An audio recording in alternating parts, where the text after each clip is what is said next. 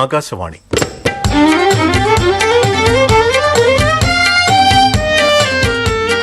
നിധികുംഭം ഘനീഭവിക്കുമ്പോൾ ഘടികാരം പറയുന്നത്. രചന സിദ്ദീഖ് താമരശ്ശേരി. പങ്കെടുക്കുന്നവർ Giridhar, AG Rajan Peruvannamuzhi, Konniyoor Vijayakumar, NK ഇടക്കയിൽ, Nasar Varnika, Abdu Azhukattu, Muhammad Kutty Chemmad, C Saritha, Sreerajani Vijayan, Ratnamma Madhavan, KR Janaki. നിർവഹണ സഹായം M ഷാജി ജോസഫ്. സംവിധാനം G ഹിരൺ.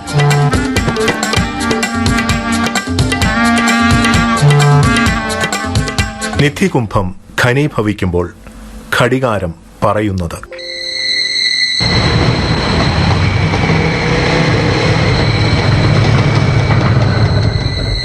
ഹാവു, സമാധാനായി.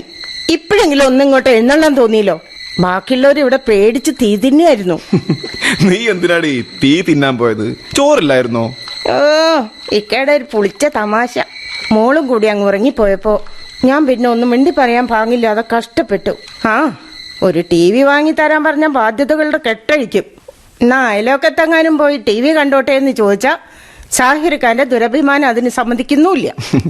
എടി മോളെ ഭാര്യയെ, നീ അത് കണ്ടോ? മുറ്റത്ത് വിശ്രമിക്കാൻ തുടങ്ങുന്ന എന്റെ പുന്നാര ബൈക്ക്.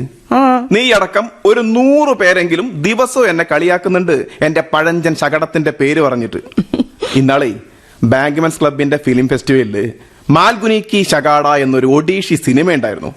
അതും കൂടി കണ്ടതോടെ ഷാഹിർ കി ശകാട എന്നും പറഞ്ഞാണ് ഇപ്പോ ബാങ്കിലെ പരിഹാസം. വണ്ടി ഒന്ന് മാറ്റിയെടുക്കാൻ ഇപ്പോഴത്തെ കാലത്ത് വല്ല ബുദ്ധിമുട്ടുണ്ടോ? ഇക്കാക്ക് വേണ്ടന്നിട്ടല്ലേ?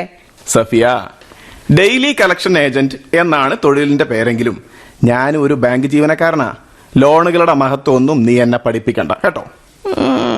വലിയ ബാങ്ക് ഉദ്യോഗസ്ഥനാന്നും പറഞ്ഞ് എന്റെ ഒപ്പാനെ പറ്റിച്ചല്ലോ എന്നെ തട്ടിയെടുത്ത് പിരിവുകാരൻ. എന്താ? ഏയ് അല്ല, ഞാൻ വെറുതെ സാഹിർക്ക മുഴുത്ത പിശുക്കനാണെന്ന് പറയായിരുന്നു. പിശുക്കൊന്നും അല്ല സഫിയ.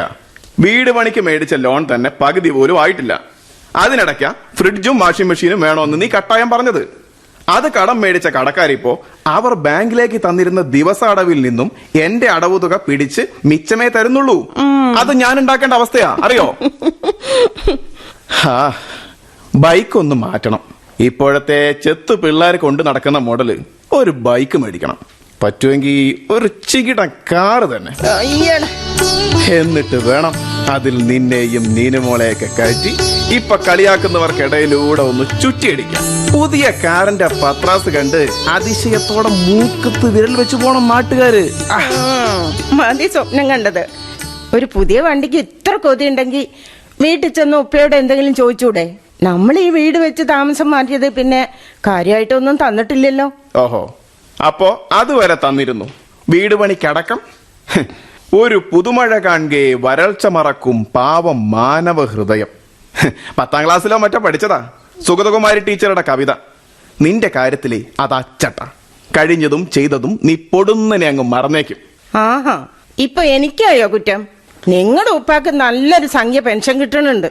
പിന്നെ നിങ്ങളുടെ അനിയനും ഭാര്യയ്ക്ക് നല്ല ഒന്നാന്തരം ജോലിയുണ്ട്. ഒരാൾ എഞ്ചിനീയർ, ഒരാൾ ഡോക്ടർ.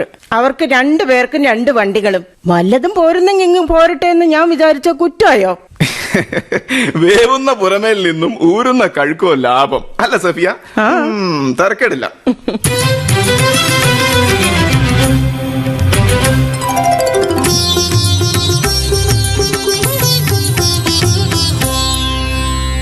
ചില പെണ്ണുങ്ങളെ വാക്ക് കേട്ട് ആണുങ്ങൾ മുന്നും പിന്നും ചിന്തിക്കാതെ കടത്തി ചെന്ന് ചാടും.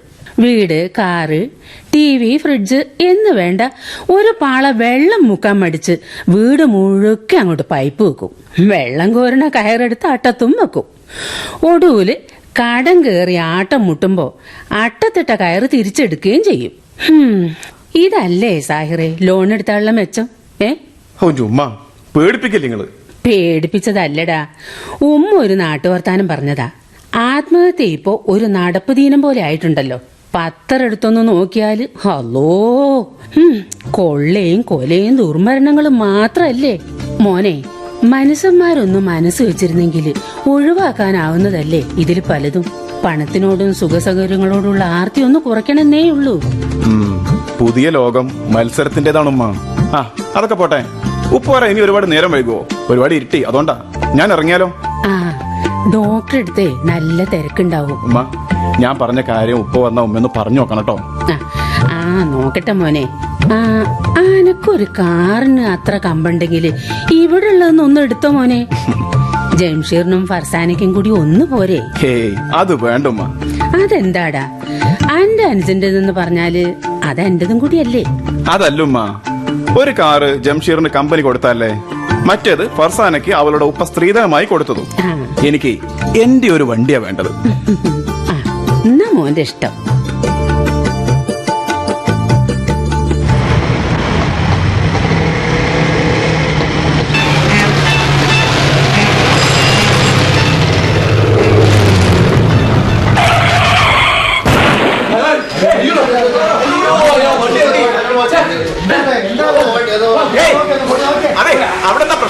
ആളുകളെ വണ്ടി അടിയതാ. ഏയ് ഒന്നും എറിഞ്ഞത് പോലുമില്ല. അയാൾ എണീറ്റ് പോയല്ലോ. അല്ല, ഈ ട്രാഫിക് ജാം ഇപ്പോഴെങ്ങനെ തീരുവോ? അതെങ്ങനെ തീരാനാ? ഓരോരുത്തരിങ്ങനെ മുന്നോട്ടോട്ട് തള്ളല്ലേ, എല്ലാവർക്കും മുന്നേ തന്നെ പോണല്ലോ. നാശം, നിനക്കെടുത്ത ഇതാണെങ്കിൽ ഓഫ് പോയി.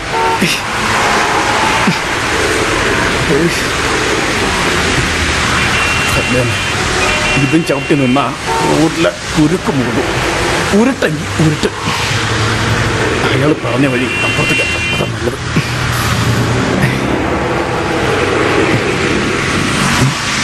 എന്താ ഒരു പുതിയ കാണാൻ നല്ല ഭംഗിയുണ്ടല്ലോ. അത്യാവശ്യം കനമുണ്ടല്ലോ. ഇതിനകത്തെന്താണാവോ? തുറന്നു നോക്കണം. വേണ്ട, ആ കാണുന്ന പോലീസുകാരനെ ഏൽപ്പിക്കാം. അത് വേണ്ട, കൊല്ലാപ്പാകും. വണ്ടികൾ അങ്ങോട്ടും ഇങ്ങോട്ടും തിരിച്ചുവിടാൻ മെനക്കെട്ട് തന്നെ അയാൾക്കിപ്പോൾ ഭ്രാന്തായിട്ടുണ്ടാവും. അതിനിടയ്ക്ക് ഇതുമായിട്ട് അങ്ങോട്ട് ചെന്നാൽ അയാൾ ചിലപ്പോൾ നല്ല ആട്ട് വെച്ച് തരും. ഇനിയിപ്പോൾ വിലയുള്ള വല്ലതും ആണെങ്കിൽ ചിലപ്പോൾ അയാൾ അടിച്ചു മാറ്റാനും സാധ്യതയുണ്ട്. അത് വേണ്ട. ഏതായാലും ആരും കണ്ടിട്ടില്ല.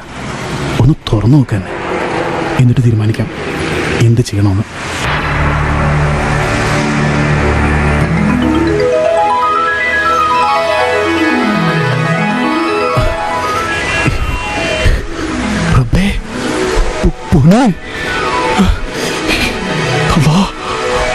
വളകള്, മാലകള് എല്ലാം കൂടി ഒരു 19 പവനെങ്കിലും ഉണ്ടാവുമല്ലോ. അവാ, എനിക്കിത്തിരി വെള്ളം കിട്ടിയതെങ്കിൽ.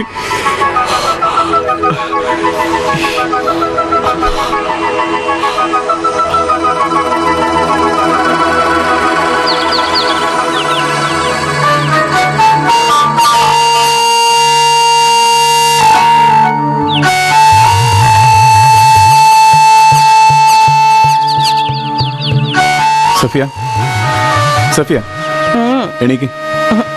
സഫിയ എണീക്ക്. എണീക്ക് സഫിയ. ഇക്ക ഇന്നലെ രാത്രി തീരെ ഉറങ്ങിയില്ല അല്ലേ? ഇരുട്ടില് കണ്ണും തുറന്ന് കിടന്ന് ആലോചിക്കണ ഞാൻ കണ്ടായിരുന്നു. അല്ല, അതിന് മാത്രം എന്താ അത്ര സങ്കീർണമായ പ്രശ്നം? അതിന് ഒന്നുമില്ല. ഹേയ് അതല്ല, എന്തുകൊണ്ട്? എന്താക്ക പറയ്. ഞാൻ ഇന്നലെ തറവാട്ടിലേക്ക് പോകുമ്പോ വിളിച്ചിട്ട് നീ എന്താ വരാതിരുന്നേ? ഓ അതാണ്. ആ, നമ്മുടെ ബൈക്കിൽ കയറി എന്റെ പുറകെ വരാനുള്ള കുറച്ചിൽ കൊണ്ട് അല്ലേ? അല്ല സഫിയ? ഹേയ് അതൊന്നുമില്ല. മോള് നഴ്സറിയിൽ നിന്ന് വന്നതല്ലേ ഉള്ളായിരുന്നു. അവക്ക് എന്തെങ്കിലും പലഹാരം ഉണ്ടാക്കി കൊടുക്കാനും മെനക്കെടണമല്ലോ. പിന്നെ ഇക്കാടുപ്പാനെ സോപ്പിടാൻ പോകുമ്പോ ഞാൻ കൂടെ വരാതിരിക്കുന്നതാ നല്ലതെന്നും തോന്നി. സത്യം. എന്തെങ്കിലും ആവട്ടെ. അതെ, ഞാനേ ഇന്നൊരു പുതിയ കാറ് ബുക്ക് ചെയ്യാൻ പോവാ. ഒന്നാം തരം ഒരു പുത്തൻ കാറ്. ലോൺ എടുക്കാൻ മസ്ത് ഈട് തരാൻ ഉപ്പ സമ്മതിച്ചോ?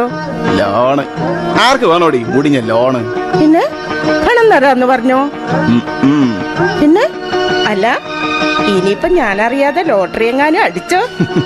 അതൊക്കെ ഉണ്ട്. പാരസാഹിർക്ക പറയുന്നേ, ഞാനും കൂടി അറിയട്ടെ. പ്ലീസ് പറയടാ. ഭാഗ്യം കയറി വന്നടി മോളെ. അതെ, ഒരു 30 പവൻ വിറ്റാ ഇപ്പോഴത്തെ വിലക്ക് 6 ലക്ഷം രൂപയെങ്കിലും കിട്ടൂലേ? 30 പവനോ? സഹീർക്കയ്ക്ക് നിധി കിട്ടിയോ? ഓ എന്റെ സഫിയ, നീ വിളിച്ചു പോയി നാട്ടുകാരെ അറിയിക്കല്ലേ, അകത്താവുന്ന കേസാ. യ്യോ, ഇല്ല, ഒരു കുഞ്ഞറിയില്ല, നമ്മുടെ മോള് പോലും. അട്ടെ, എവിടെ നിധി? എനിക്കൊന്ന് കാണിച്ചു തന്നെ, കാണാൻ കൊതിയാവണം. ആഹാ, അത് വേണ്ട. നീ ഇപ്പോ അങ്ങനെ കാണണ്ട. പെണ്ണാ ജാതി കണ്ടാ പിന്നെ നീ അത് വീക്കാൻ സമ്മതിക്കൂല. ഇല്ലേക്ക, ഞാനൊന്ന് തൊടുപോലും ഇല്ല. ഒന്ന് കാണാനാ. പത്മനാഭസ്വാമി ക്ഷേത്രത്തിലെ നിധിയെ കുറിച്ച് പത്രങ്ങളിൽ വായിച്ച അന്ന് തുടങ്ങി ആഗ്രഹിക്കുന്നതാ നിധി ഒന്ന് നേരി കാണണമെന്ന്. പ്ലീസ് സഹീർക്ക, ഞാനൊന്ന് കണ്ടോട്ടെ പ്ലീസ്. നീ എന്ത് തന്നെ പറഞ്ഞാലും ശരി, നടക്കൂല. തൽക്കാലം പോയി ചായ ഉണ്ടാക്കും. അയ്യോ, കിടക്കല്ലേ ഇക്ക, ഒന്ന് കാണിച്ചതാ പ്ലീസ് സഹീർക്ക, പ്ലീസ്. സഫിയ, കിട്ടിയ വസ്തു ഞാൻ ഈ വീട്ടിൽ ഭദ്രമായിട്ട് സൂക്ഷിച്ചു വെച്ചിട്ടുണ്ട്. തൽക്കാലം പോയി ചായ എടുക്ക്. സഫിയ, ആ ഫോൺ എടുത്ത് നോക്കി. എനിക്ക് പേടിയാ. പുലർച്ചെ ലാൻഡ് ഫോൺ അടിച്ച ഉറപ്പാ അത്യാഹിത വിവരം വല്ലതും പറയാനാവുന്നു. കഞ്ഞി വെളുപ്പിനെ ദുരന്ത വാർത്ത കേൾക്കാനുള്ള കരുത്തില്ലിക്ക. എടി മണ്ടൂസേ, ഞാൻ എന്റെ മൊബൈൽ ഇന്നലെ രാത്രി സ്വിച്ച് ഓഫ് ചെയ്തിട്ടിരുന്നു. അതുകൊണ്ട് ആരെങ്കിലും ലാൻഡ് ലൈനിൽ വിളിക്കുന്നാവും. ഹലോ, ആരാ? അയ്യോ, എപ്പോ?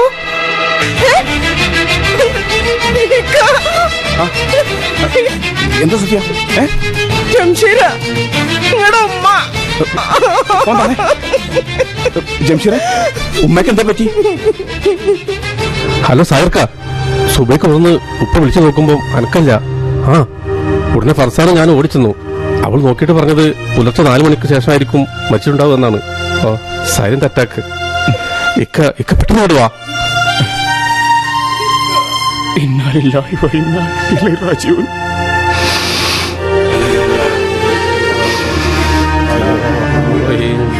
അൽഹംദുലില്ലാഹി റബ്ബിൽ ആലമീൻ അർറഹ്മാനിർ റഹീം മാലികി യൗമിദ്ദീൻ ഇയ്യാക നഅ്ബുദു വ ഇയ്യാക നസ്തഈൻ ഇഹ്ദിനസ് സിറാത്തൽ മുസ്തഖീം സിറാത്തൽ ലദീന അൻഅംത അലൈഹിം ഗൈറിൽ മഗ്ദൂബി അലൈഹിം വലദ്ദാലിൻ. ബിസ്മില്ലാഹിർ റഹ്മാനിർ റഹീം യാസീൻ വൽ ഖുർആനിൽ ഹകീം ഇന്നക ലമിനൽ മുർസലീൻ അലാ സിറാത്തിൽ മുസ്തഖീം തൻസീലുൽ അസീസിൽ അലീം.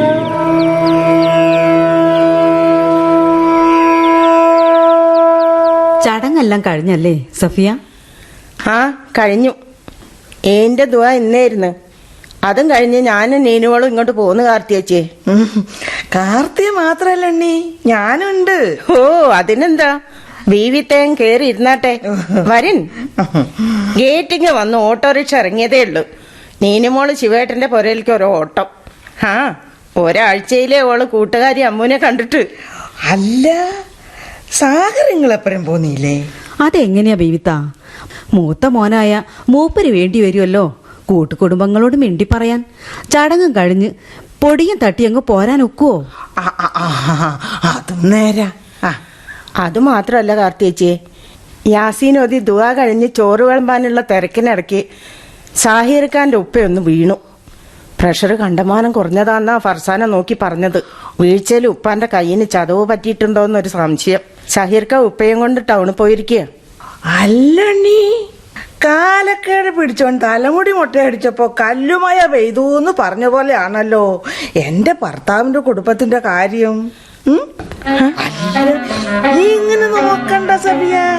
ഒരേനക്കേടും ഇല്ലാതിരുന്ന അമ്മായിയമ്മാൻ അബീസു വെട്ടിയിട്ട് മരം വീണ പോലല്ലേ അങ്ങോട്ട് മരിച്ചു പോയത്. ഇപ്പൊ അതാ ആ മുഹമ്മദ് അലി മാസ്റ്റർ വീണിരിക്കണു. എന്തേ സബിയ ഒന്നും ഉണ്ടാത്തത്? നിങ്ങളൊന്ന് നാവ് അടക്കുന്നുണ്ടോ ബീവിത്ത? വിഷമിച്ചിരിക്കുന്നവരെ കൂടുതൽ വിഷമിപ്പിക്കലല്ല, അവരെ ആശ്വസിപ്പിക്കൽ ആ അയൽവാസികളുടെ ഉത്തരവാദിത്വം. ഓ, അങ്ങോട്ട് ക്ഷമിച്ചാലി. ഇതാ എന്റെ ഒരു കുഴപ്പം. കണ്ടത് പറയാഞ്ഞ എനിക്ക് നാവ് ചൊറിയും. ഓ പിന്നെ ഓ സഫിയ, എന്താണ് ഇത്ര ആലോചിക്കുന്നത്? ഇവര് പറഞ്ഞതൊന്നും കാര്യാക്കണ്ട, അതോർത്ത് വിഷമിക്കുകയും വേണ്ട. അല്ല കാർത്തേച്ചി, എന്താ പറഞ്ഞോ? എന്താ നിന്റെ മനസ്സിനൊരു വിമ്മിട്ടം? അത് ചിലർക്കെല്ലാം നിധി കിട്ടാറുണ്ടല്ലോ. നിധിയോ? നിധി കിട്ടുന്നതിൽ നല്ലതും ചീത്തയുണ്ടെന്ന് കേട്ടിട്ടുണ്ട്. അത് ശരിയായിരിക്കോ കാർത്തികേച്ചി? അങ്ങനെയല്ല ഞാനും കേട്ടിട്ടുണ്ട്. അതിലൊന്നും സത്യം ഉണ്ടായിക്കൊള്ളുന്നില്ല. അല്ല, സത്യോ പൊള്ളോ എന്ന് അവിടെ നിക്കട്ടെ. ആർക്കാണിപ്പം നിധി കിട്ടിയിരിക്കണത്? അത് പറയ്. അത് നിധി ഒന്ന് മിണ്ടാതിരിക്കുന്നുണ്ട് ബീവിത്ത. നിധി കിട്ടാനും വേണ്ടി സായർക്കായോ സഫിയായോ പറമ്പ് കിളയ്ക്കാൻ പോയിട്ടില്ലാന്ന് നമുക്കൊക്കെ അറിയാവുന്നതല്ലേ. ആ സഫിയ, നീ അതൊക്കെ വിട്, നമുക്ക് മറ്റെന്തെങ്കിലും സംസാരിച്ചോണ്ടിരിക്കാം. അതെ അതെ, പലതും കിട്ടിയിട്ടുണ്ടെങ്കിൽ തന്നെ അത് ഒരു കുട്ടിനോട് മിണ്ടി പോകരുത് കേട്ടോ. നിധിയുടെ കാര്യത്തിൽ കള്ളന്മാരെ മാത്രല്ല പോലീസിനെ പേടിക്കണം. ഞങ്ങളോട് പറഞ്ഞത് പറഞ്ഞു. ഇനി ആരോട് മിണ്ടി പോകരുത്. ആ സഫിയ, വൈകുന്നേരത്തേക്ക് മീൻ ഇരിപ്പുണ്ടോ ഫ്രിഡ്ജിൽ? അതോ മേടിപ്പിക്കണോ? സജീവേട്ടൻ വീട്ടിലുണ്ട്. ഇങ്ങനെ മീനിന്റെ ഇറച്ചിന്റെ വർത്താനം പറഞ്ഞു ചോദിച്ചിരുന്നോളി. എനിക്ക് ലേശം തിരക്കുണ്ട്, ഞാൻ അങ്ങോട്ട് ഇറങ്ങാം. ഈ വരുന്നത് കണ്ട് കാർത്തിക വിളിച്ചപ്പം നേരണ്ടായിട്ടല്ല, എന്താ ഏതാന്നൊക്കെ വിശേഷം ചോദിച്ചറിയാന്ന് കരുതി ഒന്ന് കേറിയതാ മോളെ. ബീവിത പോട്ടെ, പിന്നെ വരാം. എന്നാ പോട്ടെ. അവര് പോകുന്ന ആവേശം കണ്ടോ? കാക്കയുടെ കാലിലാ കുടമണി കെട്ടി കൊടുത്തത്. നിങ്ങൾ അറിഞ്ഞില്ലേ? നമ്മുടെ സഹീറിന് സാധിക്കും നിധി കിട്ടി. അയ്യോ, നിങ്ങൾ ആരും അറിഞ്ഞിട്ടില്ല കൂട്ടരെ. നിധി കിട്ടി, നിധി. നമ്മളെ ബാങ്ക് പിരിവുകാരനല്ലേ സാഹിർ, ഓനിക്ക് നിധി കിട്ടി, നിധി. സഫിയ, സഫിയ, ഓ നാശം, അവിടെ പോയി കിടക്കേ. എടി സഫിയ. ഓ, വിളിച്ചാർക്കണ്ട, ഞാൻ ഇതിനകത്ത് തന്നെ ഉണ്ട്. ഓ, എന്നാ പിന്നെ നടക്കുന്നു വിളിയേട്ടാ. എന്താ? ഞാൻ അകത്ത് മോളെ ഉറക്കുമായിരുന്നു, അതിന്റെ അടുത്ത് കിടന്ന് തൊള്ളയിറക്കാൻ പറ്റുമോ? സാഹിർക്കയ്ക്ക് എന്താ ഇന്ന് പതിവില്ലാത്തൊരു ചൂട്? എന്തു പറ്റി? എന്ത് പറ്റാനാ? ഉപ്പാക്ക് കൂടുതൽ എന്തെങ്കിലും ഉണ്ടോ? കയ്യിന് പൊട്ടുണ്ട്, അത് പ്ലാസ്റ്റർ ഇട്ട് വീട്ടിൽ കൊണ്ടുവന്നിട്ടുണ്ട്. അയ്യോ, ദുരിതം പിന്നെയും കൂടുവാണല്ലോ പടച്ചവനെ. അല്ല, ആ പൊന്ന് ഇവിടെ ഉള്ള കാര്യം ഈ ആരോടെങ്കിലും പറഞ്ഞോ? അതിപ്പോ ആ വിനോദ് അക്ബറൊക്കെ എന്നെ വിളിച്ച് ചോദിച്ചു, എന്തൊക്കെയാ ചിലത് കേട്ടു എന്നാ അവര് പറഞ്ഞ്. അത് കഴിഞ്ഞ് എന്റെ ഫോൺ റീചാർജ് ചെയ്യാൻ വേണ്ടി നമ്മളെ കവലയിൽ എത്തിയപ്പോഴല്ലേ പുകില്. പ്രശ്നമായോ സാഹിർക്ക? എനിക്കൊന്നും അറിയില്ല. കടക്കാരന് വേറെ ഒന്ന് രണ്ടു പേരും നിധി കിട്ടിയതല്ലേ എന്നോട് നേരിട്ട് എന്നെ ചോദിച്ചു. അങ്ങാടിയിൽ അങ്ങിങ്ങ് കൂട്ടം കൂടി നിൽക്കുന്നവരുടെ അടക്കം പറച്ചിലും അർത്ഥം വെച്ച നോട്ടും ആകെ പ്രശ്നമാവുന്നതിന് എനിക്ക് തോന്നുന്നത്. എന്റെ പടച്ചോനെ, ആ കാർത്തികേച്ചിയും ബീവിത്തെയും ഇവിടെ വന്ന് ഓരോന്ന് പറയണ കൂട്ടത്തിൽ അറിയാതെ എന്റെ നാവുമെന്ന് നിധിന്നൊരു വാക്ക് വീണുപോയി സാഹിർക്ക. പടച്ചോനെ, പറ്റിച്ചല്ലോ സഫിയ. ആ ബീവി അറിഞ്ഞെങ്കിൽ ഇനി ഇത് അറിയിക്കുക നാട്ടിലാരും ബാക്കി ഉണ്ടാവില്ല, ഉറപ്പാ. ഇനിയിപ്പോ നമ്മളെന്താ ചെയ്യാ സാഹിർക്ക? ഏതായാലും നേരം പുലരട്ടെ, വെളുപ്പിന് അത് ഇവിടുന്ന് മാറ്റണം. നാളെപ്പം ഞായറാഴ്ചയല്ലേ? മറ്റന്നാൾ എന്നെ സാധനം ദൂരെ എവിടെയെങ്കിലും ജ്വല്ലറി കൊണ്ടുപോയി വിൽക്കണം. സഹായത്തിന് നമ്മളെ പ്രശാന്തിനെ വിളിക്കാം, അവനാവുമ്പോ വിശ്വസിക്കാൻ പറ്റും. എന്തേ? ഇക്ക് എന്ത് വേണേലും ചെയ്യേ. മറ്റന്നാ തന്നെ കാറ് ബുക്ക് ചെയ്തേക്കണം. അത് കൊണ്ടുവന്നിട്ട് വേണം ആ ബീവിത്താന്റെ മുമ്പിലൂടെ ഒരു ചെത്ത് ചത്ത.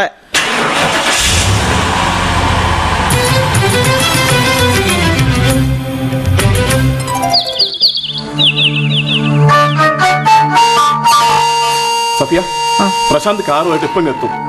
ഇന്നത് അവന്റെ പെങ്ങളെ വീട്ടിൽ സൂക്ഷിച്ചിട്ട് നാളെ തന്നെ കൊണ്ടുപോയി വിൽക്കാന്നോ പറഞ്ഞത്.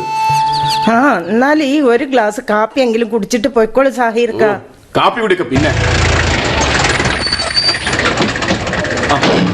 പ്രശാന്ത് എത്തിയെന്ന് തോന്നുന്നു. ഈ എന്റെ ഷർട്ടിന്റെ അടുത്തെ ഞാൻ കളക്ഷൻ എടുക്കാൻ കൊണ്ടുപോകാനുള്ള ബാഗില്ലേ, ആ ഓഫീസ് മുറിയിലില്ലേ, അത് എടുത്തോ. പ്രശാന്ത് ആയിരിക്കും. സഫിയ, ചെന്ന് വായിലുറന്നേ. സാഹിറില്ലേ ഇവിടെ? ഉണ്ട്. ആരാ? ഞങ്ങള് ഇന്റലിജൻസ് ഡിപ്പാർട്ട്മെന്റിൽ നിന്നാണ്. I am inspector Kanakaraj. ഇവരെല്ലാം എന്റെ സബോർഡിനേറ്റ്സ്.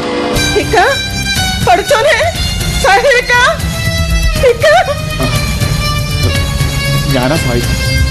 എന്താ സർ? ഒരു വാറണ്ടുണ്ട്. ഞങ്ങൾക്ക് ഈ വീടും സെർച്ച് ചെയ്യണം. ഈ കന്നി വെളുപ്പിനെ ഒരു വീട്ടിൽ കയറി ഒന്ന് പരിശോധന നടത്താന്നൊക്കെ പറഞ്ഞ സാർ, അതിന്റെ വല്ല ആവശ്യമുണ്ടോ? സർ, ഞാനൊരു ബാങ്ക് ജീവനക്കാരനാ. മിസ്റ്റർ സാഹിർ, ഞങ്ങൾക്ക് വ്യക്തമായ ഇൻഫർമേഷൻ കിട്ടിയിട്ടാണ് രാത്രി തന്നെ വാറണ്ട് സംഭവിച്ചിട്ടുള്ളത്. So please cooperate with us. Okay, search everywhere. അതെടുത്ത് നോക്ക് ഫ്രാൻസിസ്. ഇതിനകത്തില്ല. കരയാതെ ഒന്നങ്ങോട്ട് മാറി നിൽക്കും പെങ്ങളെ. ഒന്നങ്ങോട്ട് മാറ്റിട്ടെ. ഒന്നങ്ങോട്ട് മാറി നിൽക്കും പെങ്ങളെ, നിങ്ങളോടല്ലേ പറഞ്ഞത്. ഫ്രാൻസിസ്, ഇത് നോക്ക്. സാറേ, ഇവിടെ ഇതാ ഒരു പൊതിയിൽ ഓർണമെന്റ്സ്. ആട്ടാ ഇത് എവിടെ നിന്ന് കിട്ടി? ബാത്റൂമിലെ ഫ്ലഷ് ടാങ്കിൽ ഒളിപ്പിച്ചു വെച്ചാ സാറേ. സാഹിറേ, എന്താടാ ഇത്? തനിക്കിത് എവിടെ നിന്ന് കിട്ടി? ഭാര്യയുടെയാണോ? മേടിച്ചതാണോ? എന്താണോ തന്റെ വായി നാക്കില്ലേ? പിന്നെ ഒരു മോഷണ മുതലിന് വെല്ലുണ്ടാവില്ല അല്ലേ? സർ, ഞാനിത് മോഷ്ടിച്ചല്ല. തമ്പുരാട്ടി ജ്വല്ലറി കഴിഞ്ഞ ആഴ്ച കുത്തി തുറന്ന ആരാ? സർ പ്ലീസ്, സത്യമായിട്ടും ഞാൻ കള്ളനല്ല. അതെ സാർ, എന്റെ ഭർത്താവ് ഒരു കള്ളനല്ല. അദ്ദേഹത്തിന് നിധി കിട്ടിയതാ.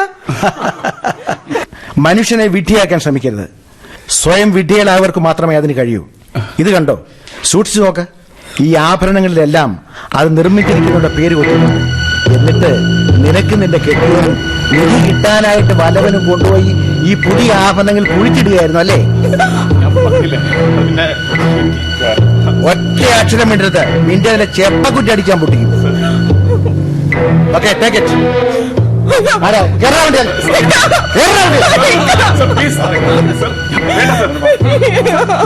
അയ്യോ, കൊണ്ടുപോകല്ലേ. ഒന്നും വേണ്ട. സാഹിർക്ക് കള്ളനല്ല. കൊണ്ടുപോകല്ലേ. എന്റെ സാഹിർക്ക് കൊണ്ടുപോകല്ലേ. ഞങ്ങളുടെ നിധി കൊണ്ടുപോകല്ലേ. എന്റെ സാഹിർക്കായെ കൊണ്ടുപോകല്ലേ.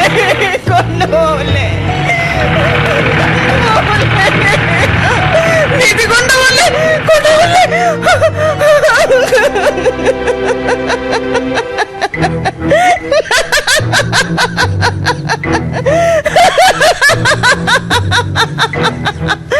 നിധി ഹായ്, കാറ് കൊണ്ടുപോകല്ലേ.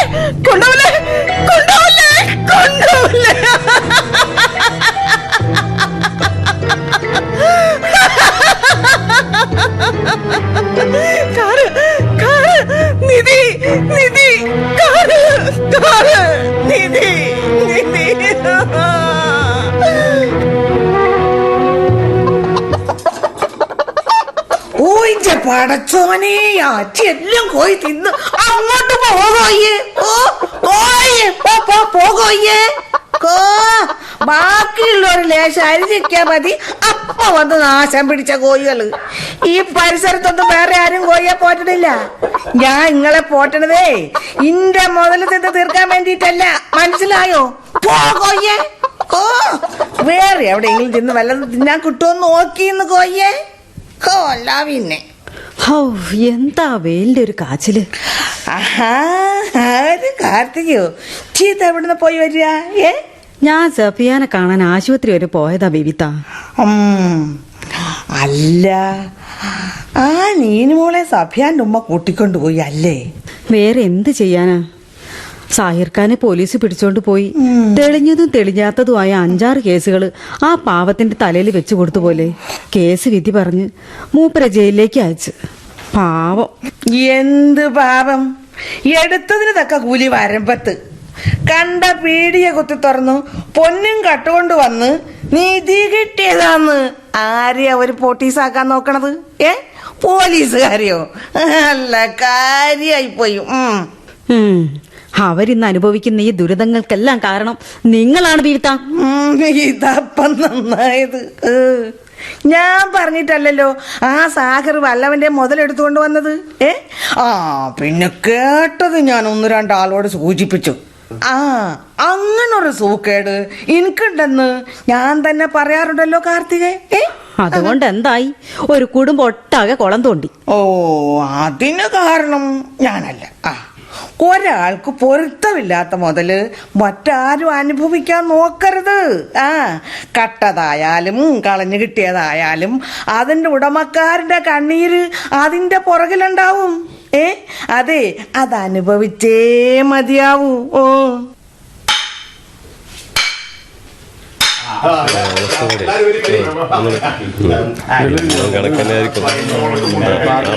മതിയടാ, വന്ന് ഭക്ഷണം കഴിക്കേ. മര്യാദക്ക് നിന്നോണം.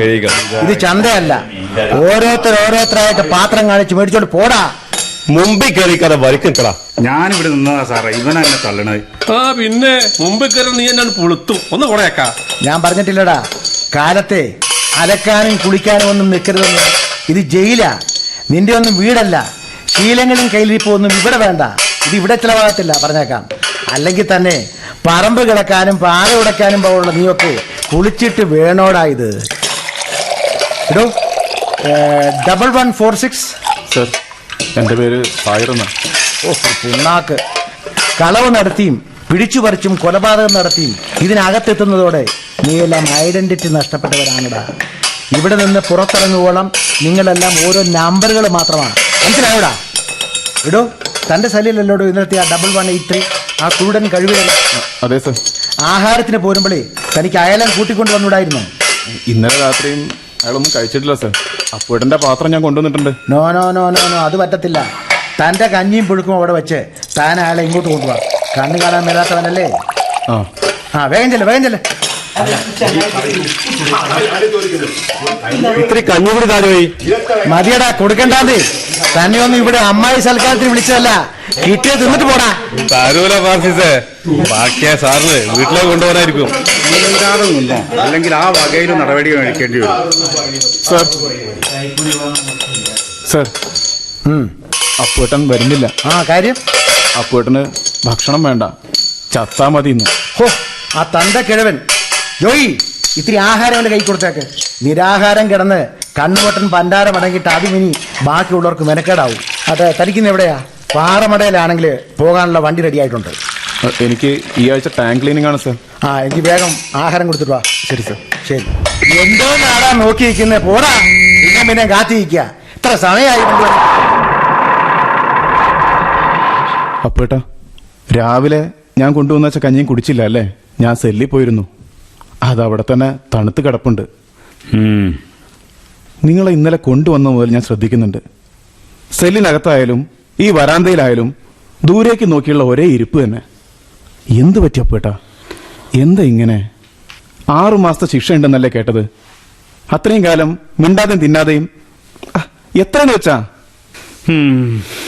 2 കൊല്ലത്തെ ശിക്ഷ കിട്ടി ഇവിടെ എത്തിയതാ ഞാൻ. ഇപ്പം 2 മാസമായെന്ന് തോന്നുന്നു. ഇവിടുത്തെ സാഹചര്യങ്ങളൊക്കെ ആയിട്ട് ഇണങ്ങി തുടങ്ങി. നിങ്ങളും അങ്ങനെ തന്നെ വേണം. പുറത്തുള്ളതെല്ലാം പുറത്തു വെക്കാൻ മനസ്സിന് ശീലിപ്പിക്കണം. ഭാര്യ, മക്കള്, വീട്, കുടുംബം, എല്ലാം എല്ലാം ചെറിയ ചെറിയ പിണക്കോ ഇണക്കോ ഒക്കെ ആയിട്ട് ഇനി ഇതാ നമ്മളെ ലോകം. നമ്മൾ പരസ്പരം തന്നെയാ സ്വന്തവും ബന്ധവും ഒക്കെ. ആ സ്ഥിതിക്ക് അപ്പോഴും ഇങ്ങനെ തിന്നാതെ മിണ്ടാതിരുന്ന എങ്ങനെയാ? മോനെ, മതി മതിയപ്പോട്ടാ, മതി. സന്തോഷായി. നിങ്ങളൊന്നും മിണ്ടി കേട്ടല്ലോ. 2 മാസങ്ങൾക്ക് മുമ്പ് ആശുപത്രിയിൽ വെച്ചിട്ട് എന്റെ ഉപ്പ എന്നെ വിളിച്ചത് പിന്നെ ഇപ്പഴാ 3 വിളി കേൾക്കണേ. അപ്പോട്ടാ, ഞങ്ങളെ കൈകൾ കൂട്ടിപ്പിടിച്ച് ഈ നെഞ്ചത്തൊന്ന് ചേർത്ത് വെച്ചോട്ടെ.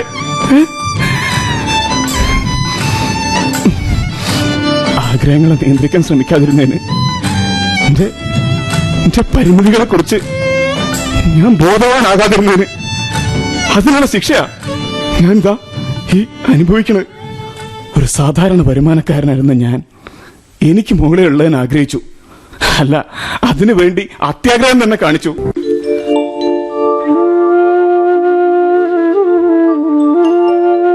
അസാൻമാർഗിക മാർഗത്തിൽ പണം ഉണ്ടാക്കി വലിയ വണ്ടികളും ഉയർന്ന ജീവിതമുള്ള എന്റെ കൂട്ടുകാരെ പോലെ ആവാൻ ഞാനും ആഗ്രഹിച്ചു. അതിനുവേണ്ടി തെറ്റാന്നറിഞ്ഞിട്ടും ഞാൻ അന്യന്റെ മുതൽ അപഹരിച്ചു. എന്റെ മോളിപ്പോ എവിടെയാണാവോ?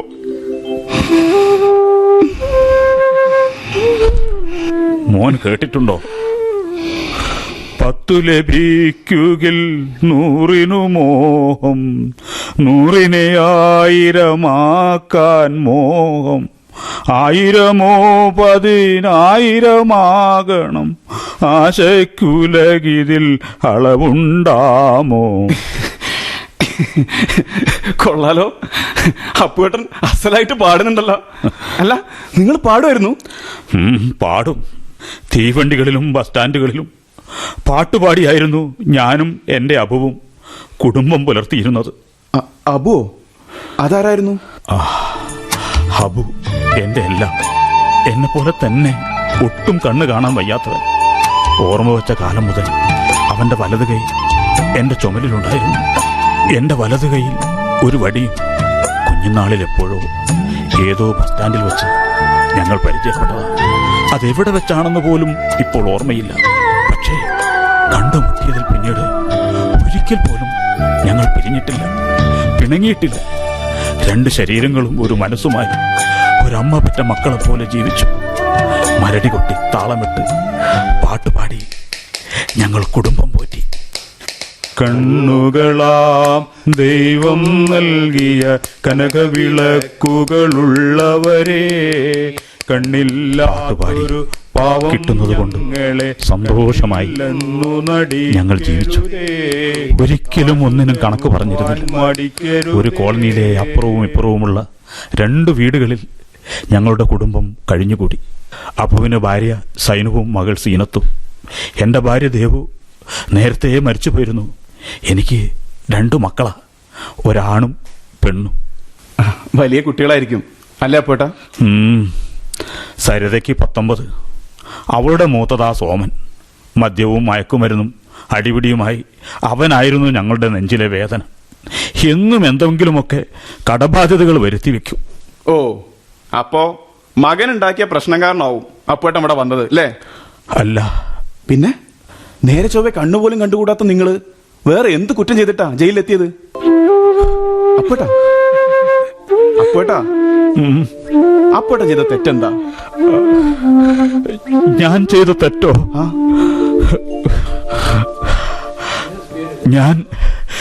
ഞാൻ എന്റെ പ്രിയപ്പെട്ട കൂട്ടുകാരുടെ ഒരേ ഒരു മകളുടെ മരണത്തിന്റെ കാരണക്കാരനാണ്.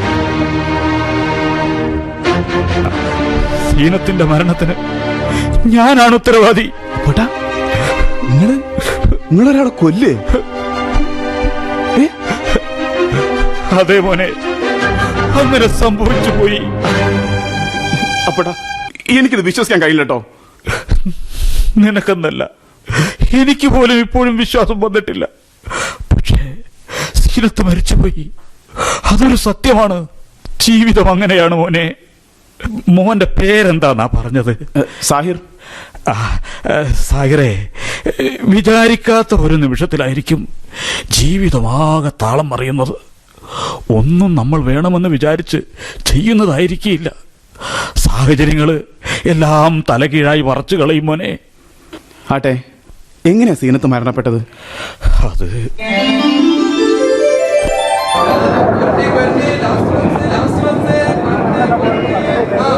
ഒന്ന് പതുക്കെ നടക്കാം. നമ്മളിപ്പോ എവിടെയാ എത്തിയേ? അല്ല അപ്പോ ഇതൊരു അങ്ങാടിയാ തോന്നല്ലോ. അല്ല, ഒന്ന് നോക്കിയാലോ? അത് വേണോ അപ്പോ? ഇനി നാളെ പോരെ? അതെന്താ? നേരം വല്ലാതെ ഇരുട്ടിന്നാ തോന്നണേ. ആളുകളുടെയും വാഹനങ്ങളുടെയും ഒക്കെ ശബ്ദം കുറഞ്ഞത് അപ്പോ ശ്രദ്ധിച്ചില്ലേ? രാത്രിയുടെ ഒരു മണവും ഉണ്ട്. ഇന്നിനി പിരിവ് വേണ്ട അപ്പോ. നിങ്ങൾ വാ അപ്പോ, 10 ഉറുപ്പ്യ കിട്ടിയ അതായില്ലേ? കണ്ണ് കാണാത്ത 2 ആളാണേ. വല്ലതും തരണേ. വിശപ്പ് സഹിക്കാൻ വയ്യ, ഞങ്ങൾക്ക് വല്ലതും തരണേ. എന്തെങ്കിലും മതി കിട്ടിയ എന്തെങ്കിലും തരണേ. ഇങ്ങോട്ട് വാ അബോ, ഇങ്ങോട്ട് വാ അബോ. നോക്ക്, 55 ഉറുപ്പ്യ കിട്ടി. അത്രയെങ്കിൽ അത്രയും. സരിതമോളുടെ കല്യാണം നിശ്ചയിച്ചതിൽ പിന്നെ അപ്പൂന് പണത്തിനോട് കൂടിയിട്ടുണ്ട്. അത് നേരാ. ഇങ്ങനെ പിച്ച തണ്ടി ജീവിക്കുമ്പോ നമ്മുടെ മകൾക്ക് പ്രതീക്ഷിക്കാൻ പറ്റാത്തൊരു ബന്ധല്ലേ അവർക്ക് വന്നിരിക്കുന്നത്. ചെറിയതെങ്കിലും ഒരു സർക്കാർ ഉദ്യോഗം, കാര്യമായിട്ട് എന്തെങ്കിലും ഒക്കെ കൊടുക്കണം. ശരിയാ, കുടുംബം മോശമായത് കൊണ്ടാണ് കിട്ടുന്നത് കുറഞ്ഞു പോയതെന്ന് ഗോപികൃഷ്ണനോ അവന്റെ ബന്ധുക്കൾക്കോ തോന്നിപ്പിക്കരുത്. നമുക്കുള്ളത് മുഴുവൻ വിറ്റുപെറുക്കി സരിതമോൾക്ക് കൊടുക്കാം. അപ്പോ എന്താ? അത് വേണം. ദേവുവിന്റെ ഒരു താലി ചെയിൻ വെച്ചിട്ടുണ്ട്. അതൊരു 1.5 പവൻ കാണും. നമ്മൾ എത്രയൊക്കെ കഷ്ടപ്പെട്ടിട്ടും അത് വിറ്റിട്ടില്ലല്ലോ. സരിതയുടെ മേലും ചിലതൊക്കെ ഉണ്ട്. കല്യാണം നീട്ടി നിശ്ചയിച്ചത് നന്നായി. 6 മാസത്തേക്കല്ലേ പറഞ്ഞു വെച്ചിരിക്കുന്നത്.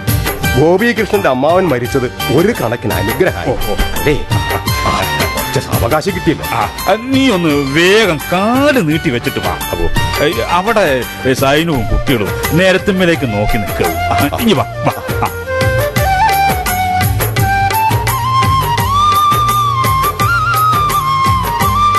സരിതയുടെ വിവാഹം നിശ്ചയിച്ചതോടെ അത് മാത്രമായി എൻ്റെയും അബുവിൻ്റെയും ചിന്ത. മോശമെന്ന് പറയാതിരിക്കാൻ അവളെ കെട്ടുന്നവന് കാര്യമായിട്ട് എന്തെങ്കിലും കൊടുക്കണം. അതിനുവേണ്ടി ഞങ്ങൾ രാവും പകലും നോക്കാതെ പാട്ടുപാടി തെണ്ടി നടന്നു.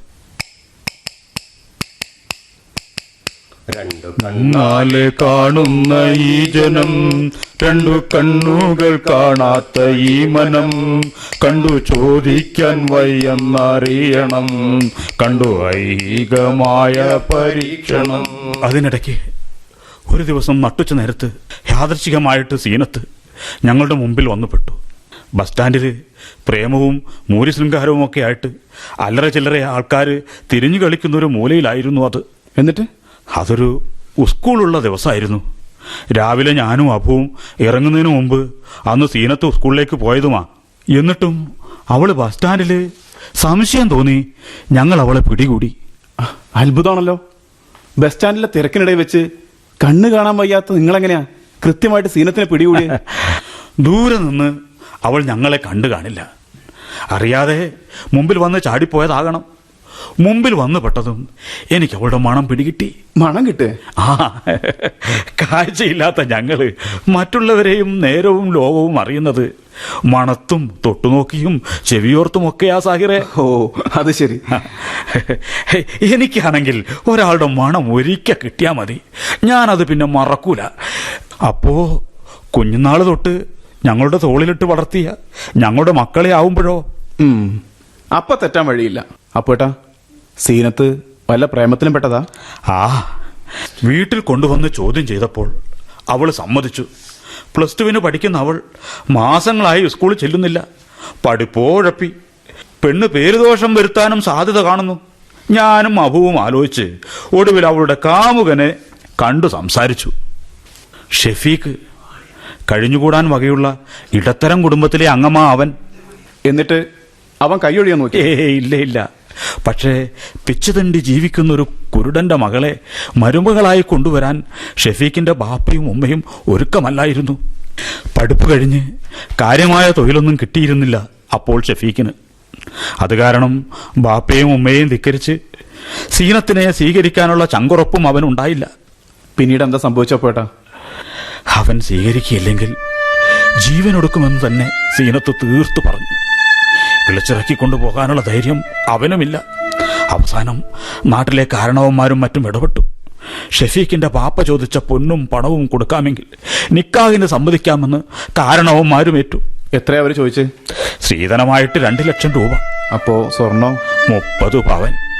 അതിനിടയ്ക്ക് മരണം എന്റെ അബുവിനെ. പാട്ടുപാടി കിട്ടിയതും കൊണ്ട് അന്നത്തെ വൈക്കുള്ളതും വാങ്ങി മടങ്ങും വഴി ബസ് സ്റ്റാൻഡിൽ കുഴഞ്ഞു വീണു. എന്റെ കരച്ചിൽ കേട്ട് ഓടിക്കൂടിയ നാട്ടുകാരും ഡ്രൈവർമാരും വേഗം ആശുപത്രിയിൽ എത്തിച്ചതാ. എന്നിട്ടും അവൻ പോയി. സീനത്തിന്റെ പ്രശ്നം അബുക്കയുടെ മനസ്സിന്റെ സമ്മർദ്ദം കൂട്ടിയിട്ടുണ്ടാവും. ആ, ഏതായാലും അബുവിന്റെ മരണം സീനത്തിന്റെ കല്യാണാലോചന എളുപ്പമാക്കി. നാട്ടിലെ പ്രമാണിമാരും കുടുംബക്കാരും അരപ്പവനും 1 പവനും ഏൽക്കാൻ മുന്നോട്ട് വന്നു. നാട്ടുകാരിൽ ചിലർ 1000-ഉം 2000-ഉമെല്ലാം സൈനുമാന്റെ കയ്യിൽ കൊടുത്തു. അതെല്ലാം ചേർത്ത് ഷെഫീഖിന്റെ ബാപ്പ ചോദിച്ച സ്ത്രീധനത്തുക സ്വരൂപിച്ചു. അതോടെ കല്യാണത്തിന് തീയതിയും കുറിച്ചു. ഹാവൂ, അപ്പോ കാര്യങ്ങൾ ഒരുവിധം കലങ്ങി തെളിയായിരുന്നു അല്ലേ? അബു മരിച്ചിട്ട് മാസങ്ങൾക്കകമുള്ള കല്യാണമല്ലേ. നേരിയ തോതിൽ അത്യാവശ്യം പങ്കെടുക്കേണ്ടവരെ മാത്രം വിളിച്ച് ഒരു നിക്കാഹ്, അത്രയേ തീരുമാനിച്ചിരുന്നുള്ളൂ. അല്ല, അതിനിടയ്ക്ക് അപ്പുവേട്ടന്റെ മകളുടെ വിവാഹം നടന്നോ? ഇല്ല. സീനത്തിന്റെ പ്രശ്നങ്ങള്, അവന്റെ മരണം, ഇതിനെല്ലാം ഇടയ്ക്ക് സരിതയുടെ കാര്യം ബോധപൂർവം മറന്നിരുന്നു സുഹൃത്തെ. എന്നിട്ടും ഗോപികൃഷ്ണൻ 1-2 തവണ എന്നെ വന്ന് കണ്ടു. വേണമെങ്കിൽ 1 വർഷം കൂടി കാത്തിരിക്കാമെന്ന് പറഞ്ഞു. ഹാവൂ, അത്രയും ആശ്വാസം. അല്ല, അതാണ് പ്രശ്നം വഷളാക്കിയത്. പറയാം. സീനത്തിന്റെ വിവാഹത്തിന്റെ തലേന്നാൾ രാവിലെ സംഭാവന കിട്ടിയ സ്വർണ്ണാഭരണങ്ങളുമായി സൈനുമ്മ എന്നെ കാണാൻ വന്നു. അല്ല, ഇതെങ്ങനെയാ പേട്ടാ? നാളെ നമ്മൾ പുതുപ്പെണ്ണിന് കെട്ടിക്കൊടുക്കുക. എന്തു പറ്റി സൈനു? സീനത്തിന് പറഞ്ഞ പൊന്നിത് കാണും. എന്നാലോ എല്ലാ അരയും മുക്കാലും ഒന്നും ഒക്കെയാ പണ്ടങ്ങള്. അത് തന്നെ കുറെ പഴയതും. ദാനം കിട്ടിയ പശുവല്ലേ, പല്ലെണ്ണി നോക്കണ്ടെന്നാ പഴഞ്ചൊല്ല്. നാട്ടുകാരെ കുറ്റം പറയാനൊക്കുവോ? കുറ്റപ്പെടുത്തുന്നല്ല, അവൾക്ക് പെരുമാറാൻ തക്ക ചെയിനോ വളകളോ ഒക്കെ ആക്കി ഒന്ന് മാറ്റി കിട്ടിയാൽ നന്നായി ഞപ്പേട്ട. അതൊക്കെ ഈ അവസാന മണിക്കൂറിൽ ആരെയാ ഇപ്പൊ ഏൽപ്പിക്കുക? പൊന്നൊരുക്കി പണിയുന്ന തട്ടാന്മാരുടെ കാലെല്ലാം പോയി എന്റെ സൈനു. വല്ലവനെയും കണ്ടുപിടിച്ചാൽ തന്നെ ഇത്രയും പൊന്നും വളയും മാലയൊക്കെ ഉണ്ടാക്കിത്തരാൻ സമയം ഇത് പോരല്ലോ. വല്ല ജ്വല്ലറിക്കാരും ലാഭമില്ലാത്ത കച്ചവടത്തിന് അവര് തയ്യാറാകുമോ? ഇനി വല്ലവനും തയ്യാറായാൽ തന്നെ പഴയതിന്റെ വിലയിട്ട് അങ്ങോട്ടെടുക്കും. പുതിയതിന്റെ വിലയും കൂലിയും പണിക്കുറവും എല്ലാം ബില്ലിട്ട് ആഭരണത്തിൽ തരികയും ചെയ്യും. അതാകുമ്പോ കാശും മണി ഇനിയും വേണ്ടി വരില്ലേ? എന്താ ഇനിയിപ്പൊ ചെയ്യ? അപ്പേട്ടന്റെ പരിചയത്തിൽ സഹായിക്കാൻ പറ്റിയ ഒരാളും ഇല്ലേ? അത്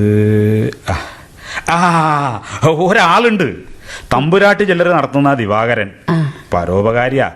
എന്നെ അബുവിനെയും എല്ലാം വലിയ കാര്യമായിരുന്നു. അബുവിന്റെ മോളുടെ പ്രശ്നമാണെന്ന് പറഞ്ഞാ ലാഭവും നഷ്ടവും നോക്കാനിടയില്ല. എങ്കിൽ അപ്പേട്ടൻ ഇതൊന്ന് കൊണ്ടുപോയി നോക്ക് ഇപ്പൊ തന്നെ. ചെല്ലേ.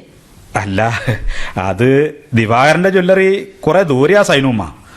ഇപ്പൊ പോയാൽ തന്നെ രാത്രിയാവും മടങ്ങാൻ. അതൊന്നും സാരില്ല, അപ്പേട്ടൻ ഇപ്പൊ തന്നെ പോ. ഞങ്ങൾക്ക് വേറെ ആരോടാ പറയാനുള്ളത്? ഞാൻ പോകാം. കൂട്ടത്തില് സൈനുവോ സീനത്തോ വന്നാ ഏത് തരം ആഭരണ വേണമെന്ന് വെച്ചാ നോക്കിയെടുക്കുകയും ചെയ്യാലോ. അത് ബാപ്പ മരിച്ച് അധികം കഴിയണതിന് മുമ്പുള്ള കല്യാണാണെങ്കിലും സീനത്തിന്റെ 5-6 കൂട്ടുകാരെങ്കിലും വരാതിരിക്കില്ലല്ലോ അപ്പേട്ട. അവര് വരുമ്പോ കല്യാണ വീട്ടിൽ പുതുപ്പെണ്ണില്ലാതെ എങ്ങനെയാ? പിന്നെ ഞാൻ പോന്നാലും ശരിയാവില്ല. കല്യാണം ഉറപ്പിച്ചു വെച്ച സ്ഥിതിക്ക് സരിതയെ കൊണ്ടുപോകാനും പറ്റൂല. ഗോപികൃഷ്ണന്റെ കുടുംബക്കാരറിഞ്ഞാല് അത് മതിയാകും. അപ്പേട്ടനൊരു കാര്യം ചെയ്യേ, ഒരു കൂട്ടിന് ആ സോമനെയും കൂടി ഒന്ന് വിളിച്ചോ. അയ്യോ വേണ്ട. 24 മണിക്കൂറും ലഹരി അടിച്ച് നീർപ്പാമ്പിനെ പോലെ പൊളഞ്ഞു നടക്കുന്ന സോമനെ ഇത്രയും പൊന്നു കൊണ്ടുപോകാൻ കൂട്ടു വിളിക്കണോ? ഒന്നും വേണ്ട, ഞാൻ തനിച്ചു പോയി വന്നേക്കാം. നാളെ ഉച്ചയ്ക്കല്ലേ കല്യാണം, അതിനു മുമ്പേ മടങ്ങിയെത്താം. ഓ, ആശ്വാസായി. അപ്പേട്ടൻ പുറപ്പെട്. പിന്നെ തമ്പുരാട്ടി ജ്വല്ലറിയില് പൊന്ന് കാണിക്കാൻ നിൽക്കുന്ന പെൺകുട്ടികൾ ഉണ്ടാവുമല്ലോ, അവരോട് അപ്പേട്ടൻ നമ്മുടെ സീനത്തിന്റെ ചേലും കോലും ഒക്കെ ഒന്ന് പറഞ്ഞു കൊടുത്താൽ മതി. എന്ത് വേണം ഏത് വേണമെന്നൊക്കെ അവര് തീരുമാനിച്ചോളൂ. എന്താ? കഷ്ടകാലം പിടിച്ചവന്റെ കാലില് കാരാമ കടിച്ചുവെന്ന് കേട്ടിട്ടുണ്ടോ സാഹിറേ? തമ്പുരാട്ടി ജ്വല്ലറിയില് ഞാൻ ചെല്ലുമ്പോ അവിടെ തലേ രാത്രി കള്ളം കയറിയിട്ടുണ്ട്. ആ തിരക്കിലാ ദിവാകരൻ. പോലീസ് അന്വേഷണവും കണക്കെടുപ്പും എല്ലാം കഴിഞ്ഞപ്പോൾ മടിച്ചു ദിവാകരനോട് കാര്യം പറഞ്ഞു. പാവം, വന്ന നഷ്ടമൊന്നും കണക്കിലെടുക്കാതെ സഹായിക്കാൻ തയ്യാറായി അയാൾ. എല്ലാം പൊതിഞ്ഞു കെട്ടി എപ്പോഴും ഞാൻ കൂടെ കൊണ്ടു നടക്കാറുള്ള സഞ്ചിയിൽ ഭദ്രമായി വെച്ചു. കൂട്ടത്തിൽ ദിവാകരൻ തന്ന 3-4 ദീപാവലി മിഠായി പൊതികളും. ബസ്സിൽ വെച്ച് പരിചയപ്പെട്ട ഒരാൾ അടുത്ത കവലയിലിറങ്ങി മറുവശത്ത് നിന്നാൽ നാട്ടിലേക്ക് എളുപ്പ വഴിക്ക് ബസ് കിട്ടുമെന്ന് പറഞ്ഞു. അത് പിടിക്കാനാ ഞാൻ ആ കവലയിലേക്ക് ഇറങ്ങിയത്. നേരം സന്ധ്യ മയങ്ങിയിട്ടുണ്ടാവും.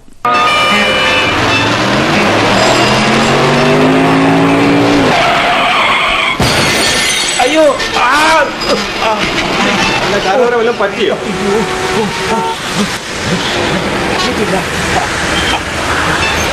അറിവില്ല, എന്റെ സഞ്ചി ഇവിടെ ഉണ്ട്. എവിടെ? ഭാഗ്യവാൻ, ഒരു കോറിന് പോലും പറ്റിയില്ല. സഞ്ചിക്കും കുഴപ്പമില്ല. എവിടെ നോക്കിയാടാ വണ്ടി ഓടിക്കണേ? എവിടെ നോക്കിയാലെന്താ? കണ്ട അവന്റെ കയ്യിൽ മൊബൈൽ ഫോണല്ലേ, പിന്നെ കാറ് മറ്റൊക്കെ രംഗത്ത് കയറില്ലെങ്കിലേ കരുതുള്ളൂ.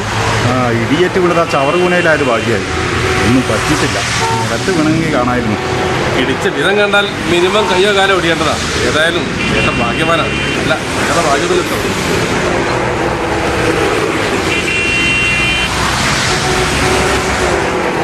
ആ വീഴ്ചയിൽ ആഭരണപ്പൊതി തെറിച്ചുപോയി എന്ന വിവരം വീട്ടിലെത്തുവോളം ഞാൻ അറിഞ്ഞിരുന്നില്ല മോനെ. ഇപ്പോഴും എനിക്കത് ഓർക്കാൻ കൂടി വയ്യ. ആ രംഗം പിറ്റേന്ന് പുതുപ്പെണ്ണായി ചമഞ്ഞിറങ്ങുന്ന നേരം അണിയാനുള്ള ആഭരണങ്ങൾ കാണാനുള്ള കൊതിയോടെ ശ്രീനത്തും കൂട്ടുകാരികളും എനിക്ക് ചുറ്റും ഓടിക്കൂടിയിരുന്നു. സ്ത്രീധനത്തുക തലേന്ന് തന്നെ കൊണ്ടുപോകാനായി ഷെഫീഖിന്റെ ഉപ്പയും അമ്മാവനും വന്നിട്ടുണ്ടായിരുന്നു. മരുമകൾക്കുള്ള ആഭരണങ്ങൾ എന്തൊക്കെയാണെന്ന് കാണാൻ അവരും വന്നു. അവരുടെ എല്ലാം മുമ്പിലേക്ക് സഞ്ചിയിൽ നിന്നും ഓരോ ദീപാവലി മിഠായികൾ ഞാൻ എടുത്തു വെച്ചു. ഓരോന്നെടുത്ത് തുറക്കുമ്പോഴും ഇതിലല്ല അടുത്തതിൽ കാണും എന്നുള്ള പ്രത്യാശയോടെ എല്ലാ പൊതികളും തുറന്നു. ഞാൻ പരിഹാസ്യനായി മോനെ, പരിഹാസ്യനായി. ഒടുവില് ആഭരണം നഷ്ടപ്പെട്ടു എന്ന സത്യം അറിഞ്ഞ നിമിഷം സൈനോമ്മ ബോധം കെട്ടു വീണു. അതെങ്ങനെയാ? തെണ്ടിത്തിന്ന് ശീലിച്ചോനല്ലേ? തെണ്ടിത്തരം കാണിച്ചില്ലെങ്കിൽ അത്ഭുതമുള്ളൂ. അയ്യോ, അങ്ങനെ പറയില്ലേ, എന്നെ വിശ്വസിക്കൂ. എന്ത് വിശ്വസിക്കാൻ? കാറടിച്ചെന്ന കള്ളക്കഥ. എന്നിട്ട് ദേഹത്തുനിന്ന് ഒരുപാട് പോലും കാണാനുമില്ല, കൊണ്ടുപോവുകയും ചെയ്തു. ഇങ്ങനെ ഒരു അത്ഭുതം ഉണ്ടാകാൻ കാറെന്താ വല്ല പഞ്ഞിയോ വരുത്തിയാണോ? കാറടിച്ചു എന്നുള്ളത് സത്യ. ഭാഗ്യം കൊണ്ടാ ഞാൻ പരിക്കൊന്നും കൂടാതെ രക്ഷപ്പെട്ടത്. പക്ഷേ അത് അതിലേറെ നിർഭാഗ്യത്തിനായിരുന്നു എന്ന് ഞാൻ അറിഞ്ഞിരുന്നില്ല. ഇക്ക, നിങ്ങൾ സമാധാനിക്കും. ഞാൻ ഇപ്പൊ തന്നെ തിരിച്ചു പോകട്ടെ. അത് അവിടെ എവിടെയെങ്കിലും കാണും. ചിലപ്പോൾ എന്നെ സഹായിക്കാൻ ഓടിക്കൂടിയ പിള്ളേരാരെങ്കിലും, ആരായാലും ഞാൻ അവരെ തിരഞ്ഞു പിടിച്ചോളാം. ഈ കല്യാണത്തിന്റെ പ്രാധാന്യം ഞാൻ അവരെ പറഞ്ഞു മനസ്സിലാക്കാം. ആ ചെറുപ്പക്കാരുടെ ശബ്ദം കേട്ടാ എനിക്കറിയാം, അവരത്ര മനസാക്ഷിയില്ലാത്തവരൊന്നും ആകില്ല. അത് തിരിച്ചു കിട്ടും. നിങ്ങൾ നാളത്തെ നിക്കാഹിന്റെ ഒരുക്കങ്ങളൊക്കെ തുടങ്ങി. നിക്കാഹ് മണ്ണാങ്കട്ട വാളിയ ഈ വക കള്ളൻകൂട്ടങ്ങളുമായി ഒരു സമ്മതം നമുക്ക് വേണ്ട. അയ്യോ എന്റെ മോന്, ഈ കല്യാണം വേണ്ട. ഞങ്ങൾ പോവുക. അങ്ങനെ പറയല്ലേ. എന്താ നോക്കി നിൽക്കുന്നത്? എല്ലാരും വരി. മോളെ സീനത്തെ കേട്ടോ അവര് പറഞ്ഞിട്ട് പോയത്? എന്നെ ഷെഫിക്ക എന്നെ സരിത വിളിക്കും പോലെ അച്ഛ എന്നല്ലേ ഇക്കാലം അത്രയും ഞാൻ നിങ്ങളെ വിളിച്ചിരുന്നത്. എന്നിട്ടും എന്റെ സരിതയെ പോലെ എന്നെ കണക്കാക്കാനാവുന്നില്ല. അങ്ങനെ പറയല്ലേ മോളെ. അച്ഛന് നീയെന്നോ സരിതയെന്നോ ഒരു വ്യത്യാസവും തോന്നിയിട്ടില്ല. അയ്യോ ഇല്ല, അച്ഛൻ കള്ളനാ മോളെ. സ്വന്തം മോളുടെ ജീവിതം സുഖകരമാക്കാനും വേണ്ടി ആത്മാർത്ഥ സുഹൃത്തിന്റെ മോളുടെ ജീവിതം തട്ടിപ്പറിക്കാൻ മടിയില്ലാത്ത ദുഷ്ടനാ. നിങ്ങളെ അച്ഛ എന്ന് വിളിച്ചു പോയതോർത്ത് എനിക്കിപ്പോ അറപ്പ തോന്നുന്നു. പോയിക്കോ ഇവിടുന്ന്. കുഞ്ഞേ, പോകരുത്. സ്വന്തം മോൾക്ക് കൊടുക്കാൻ വേണ്ടി ആഭരണങ്ങൾ ഒളിപ്പിച്ചു വെച്ചതല്ലേ? എവിടെ ഒളിപ്പിച്ചു വെച്ചതാണെങ്കിലും പെട്ടെന്നത് തിരിച്ചു തന്നോ. ഇല്ലെങ്കിൽ നാളെ നേരം പുലരുമ്പോ നിങ്ങളെ കൊണ്ട് ഞാൻ എന്നെ ചവിട്ടിയെത്തിക്കും. ഓർത്തോ? ആ നിമിഷം അവിടെ നിന്നിറങ്ങി ഞാൻ നാട് മുഴുക്കെ അലഞ്ഞു. ആഭരണം വീണ സ്ഥലം തപ്പിപ്പിടിച്ചു ചെന്നു. ആ രാത്രി തന്നെ പലരെയും കണ്ടുപിടിച്ച് ചോദിച്ചു, യാചിച്ചു. പൊന്നിനെ കുറിച്ച് മാത്രം ആർക്കും അറിഞ്ഞുകൂടായിരുന്നു മോനെ. ഒടുവില് സീനത്ത് അവൾ പറഞ്ഞ വാക്ക് പാലിച്ചു കളഞ്ഞു. സരിതയ്ക്ക് കൊടുക്കാൻ വേണ്ടി അവളുടെ പൊന്നപഹരിച്ച ഞാനാണ് അവളുടെ മരണത്തിന് ഉത്തരവാദി എന്നൊരു കുറിപ്പ് എഴുതി വെച്ച് അവൾ ജീവിതമൊടുക്കി. കുടുംബത്തിന്റെയും നാട്ടുകാരുടെയും എല്ലാം മുമ്പിൽ കള്ളനും ചതിയനും ദുഷ്ടനുമായി ഞാൻ. വിശ്വാസവഞ്ചനയ്ക്കും പ്രേരണാകുറ്റത്തിനും പോലീസ് എനിക്കെതിരെ കേസെടുത്തു. നാട്ടുകാരെനിക്കെതിരെ ആക്ഷൻ കമ്മിറ്റി ഉണ്ടാക്കി ഒന്നടങ്കം അണിനിരന്നു. കോടതിയിൽ ഞാൻ എന്റെ നിരപരാധിത്വം വിളിച്ചു പറയാനൊന്നും നിന്നില്ല. ആ കഥകളൊന്നും ആരും വിശ്വസിക്കാത്ത തരം കള്ളക്കഥയായിട്ടുണ്ടെന്ന് എനിക്ക് തന്നെ അറിയാമായിരുന്നു. കോടതിയോട് എന്നെ തൂക്കിക്കൊന്നു തരാൻ ദയവുണ്ടാകാൻ ഞാൻ ആവശ്യപ്പെട്ടു. പക്ഷേ എന്റെ ശാരീരിക അവശതകൾ പരിഗണിച്ച് കോടതി എന്നെ പരമാവധി കുറഞ്ഞ ശിക്ഷ വിധിച്ചു. ഇതിനകത്തു തള്ളി. മോനെ, എനിക്കാരോടും ഒരു പരാതിയുമില്ല. പക്ഷേ എന്റെ സീനത്ത് മോളുടെ ആഭരണപ്പൊതി കളഞ്ഞു കിട്ടിയവനെ ഏതെങ്കിലും ഒരു നിമിഷം ഒന്ന് കാണാൻ പറ്റിയാൽ ഒരു ചോദ്യം മാത്രം ചോദിക്കണമെന്നുണ്ട് എനിക്ക്. ഇത്രയൊക്കെ നഷ്ടങ്ങളും തകർച്ചകളും വേദനകളും സമ്മാനിച്ച ആ നിധി കൊണ്ട് അയാളുടെ ജീവിതത്തിൽ എന്തെങ്കിലും നേട്ടമുണ്ടായോ എന്ന് ചോദിക്കണമുണ്ട് എനിക്ക്. എന്താ സാഹിരെ നീ ഒന്നും മിണ്ടാത്തത്? അതൊരു ന്യായമായ ചോദ്യമല്ലേ മോനെ? സാഹിറെ, സാഹിറെ, സാഹിറെ, സാഹിറെ എവിടെ? സാഹിറെ, എന്താ പറ്റിയത്? എന്താണ് അവിടെ? എന്ത് പറ്റി? അയ്യോ എന്താണ്? അറിഞ്ഞില്ല കാരണല്ലേ? ആ സാഹിറിന്റെ ടാങ്കിന്റെ മുകളിൽ കയറിക്കണേ. കണ്ണ് രണ്ടും കുത്തി പൊട്ടിക്കുന്ന പറഞ്ഞേ.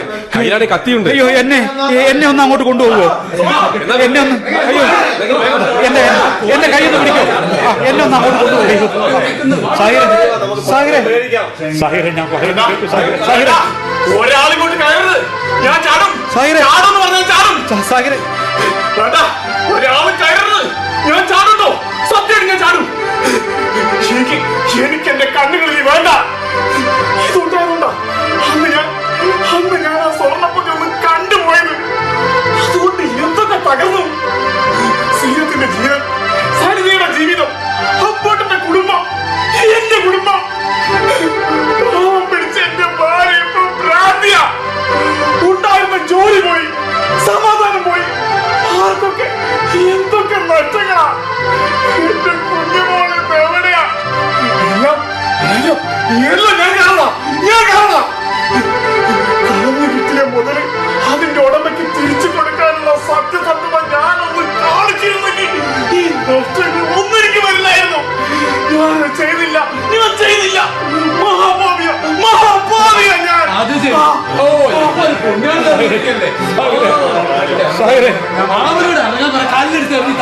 എന്താണ് ഇവിടെ ബഹളം? മര്യാദയ്ക്ക് ഇല്ല, ഇവിടുന്ന് ഞാൻ ചാടി ചാവും.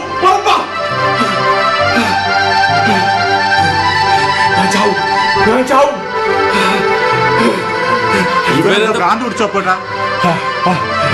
എടോ, താൻ അവിടെ നിന്ന് ചാടിയാ ചാകാനൊന്നും പോണില്ല. താനിത് കണ്ടോ? താഴെ മുഴുവനും വല വിരിച്ചിട്ടുണ്ട്. പിന്നെ മര്യാദയ്ക്ക് ഇറങ്ങി വന്നില്ലെങ്കിലേ തനിക്കെതിരെ ഞാൻ സൂപ്രണ്ടിന് പരാതി അയക്കും, റിപ്പോർട്ട് അയക്കും. അറിയാമല്ലോ, ആത്മഹത്യാ ശ്രമത്തിന് കേസെടുപ്പിക്കും. പിന്നെയും കുറെ കാലം അഴി എണ്ണേണ്ടി വരും. മനസ്സിലായോടാ? നശിച്ച കണ്ണുകൾ കുത്തിപ്പൊട്ടിക്കാൻ എനിക്ക് ആരുടെ സമ്മതം വേണ്ട. സാർ, ഞാനൊന്ന് പറഞ്ഞു നോക്കട്ടെ. നിന്റെ സെല്ലുകാരനല്ലേ? സാഹിറെ, ഇത് ഞാനാ. നിങ്ങളിങ്ങോട്ട് വന്നത് എനിക്ക് സഹിച്ചൂടാ. രാത്രി കാരണം എന്തൊക്കെ എനിക്ക് നഷ്ടപ്പെട്ട് നിങ്ങൾ അനുഭവിക്കുന്ന ശിക്ഷ പോലും ഞാൻ കാരണമല്ലേ? അല്ലേ? എല്ലാം വിധിയാണ് സാഹിറെ, എല്ലാം വിധിയാണ്. വിവരദോഷത്തിന്റെ പ്രതിഫലമൊക്കെ നശിച്ച കണ്ണുകൾ ചതിച്ചുകൊണ്ട് വന്നു പോയതാ. ഇത് ഞാനങ്ങ് കുത്തിപ്പൊട്ടിക്കാൻ പോവാ. എന്നിട്ട് എന്താ കാര്യം? എനിക്കത് വേണ്ട. അതന്നെ സാഹിറെ, കണ്ണുകൾ നിനക്ക് കുത്തിപ്പൊട്ടിക്കാൻ സാധിക്കും. പക്ഷേ നിന്റെ അകക്കണ്ണുകളെ നിനക്ക് പൊട്ടിക്കാൻ സാധിക്കുമോടാ? എന്താടാ മിണ്ടാത്തത്? ജീവിതകാലം അത്രയും നിന്റെ ഈ കണ്ണുകൾ കൊണ്ട് കണ്ട യാഥാർത്ഥ്യങ്ങളെല്ലാം നിന്റെ മനസ്സിലില്ലേ? പുറം കണ്ണുകൾ കുത്തിയുടച്ചത് കൊണ്ട് നീ കണ്ടതെല്ലാം ഇല്ലാതാക്കാൻ നിനക്ക് പറ്റുമോ? അന്ധനായാലും നിന്റെ ഓർമ്മകൾ നിന്നെ വേട്ടയാടില്ലേ? നിന്റെ മനസ്സ് കുത്തിപ്പൊട്ടിക്കാൻ നിനക്ക് കഴിയുമോടാ? പിന്നെ ഞാൻ എന്ത് ചെയ്യാൻ പാടാ? ചെയ്തു പോയ തെറ്റുകൾ ഓർത്ത് എനിക്ക് സഹിക്കാനാവുന്നില്ല.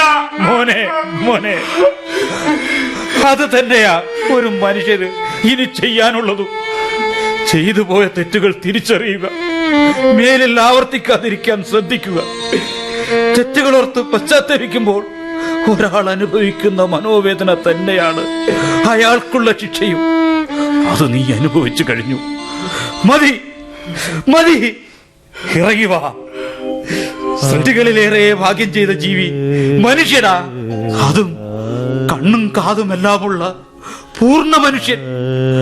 ആ മനുഷ്യ ജീവിതം സ്വയം അവസാനിപ്പിക്കാൻ നിനക്കെന്നല്ല ആർക്കും അവകാശമില്ല. ഇറങ്ങി വാടോ, ഇറങ്ങി വാ. തെറ്റുകളെ ശരികൾ കൊണ്ട് നേരിടാവടോ. ഓർത്തു നോക്ക്, നീ ചത്തത് കൊണ്ടോ കണ്ണുകൾ കുത്തിപ്പൊട്ടിച്ചത് കൊണ്ടോ നമ്മുടെ കുടുംബങ്ങൾക്ക് വന്ന നഷ്ടങ്ങൾ ഇല്ലാതാകുമോ? മോനെ, അയാൾ കത്തി വലിച്ചേട്ടോ. ആ ഇറങ്ങാൻ ഒരുങ്ങുന്നുണ്ട്. സമാധാനായി. എന്തോ നാടാ ഇവിടെ നോക്കിക്കുന്നത്? പോരാടാ എല്ലാരും. എന്താണ് അവിടെ? അപ്പേട്ടാ സാരമില്ല മോനെ. ആശകളെ നിയന്ത്രിച്ച് ജീവിതത്തെ തന്റെ തന്നെ കൈപ്പിടിയിൽ ഒതുക്കുമ്പോഴാ ഒരാൾ കേവലനല്ലാതാകുന്നത്. എന്തെങ്കിലും ഒരു നിയോഗമില്ലാതെ ഒരാളും ഈ ഭൂമിയിൽ ജനിക്കുന്നില്ലടോ. ഇതെല്ലാം നിന്റെ നിയോഗം കാരണമാണെന്ന് കരുതി സമാധാനിക്കും. അറിഞ്ഞോ അറിയാതെയോ അന്യരുടെ വസ്തുക്കൾ അപഹരിക്കുന്നവർക്ക് നിന്റെ ജീവിതവും അനുഭവങ്ങളും വെളിച്ചമാകുന്നുവെങ്കിൽ അത് തന്നെ വലിയ കാര്യമല്ലേ? വാ മോനെ, വാ, നീ എന്റെ അടുത്തേക്ക് വാ. വാ മോനെ, മോനെ, മോനെ.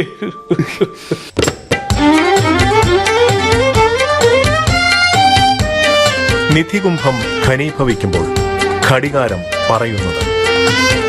നാടകം സമാപിക്കുന്നു. രചന സിദ്ദീഖ് താമരശ്ശേരി. സംവിധാനം ജി ഹിരൺ. കഥാപാത്രങ്ങളും പങ്കെടുത്തവരും: Sahir Giridhar, Safiya C Saritha, Appettan A G Rajan Peruvannamuzhi, Abu ഉപ്പ N K Idakkayil, Kanakaraj jail warden Konniyoor Vijayakumar, Karthika Seenath Sreerajani Vijayan, B V Rathnamma Madhavan, Nabeesumma Sainumma K R Janaki, Jamsheer യാത്രികൻ നാസർ വർണിക, ഡ്രൈവർ ജോയി അബ്ദു അഴുകാട്ട്, തടവുപുള്ളി ഫ്രാൻസിസ്, മുഹമ്മദ് കുട്ടി ചെമ്മാട്. നിർവഹണ സഹായം എം ഷാജി ജോസഫ്.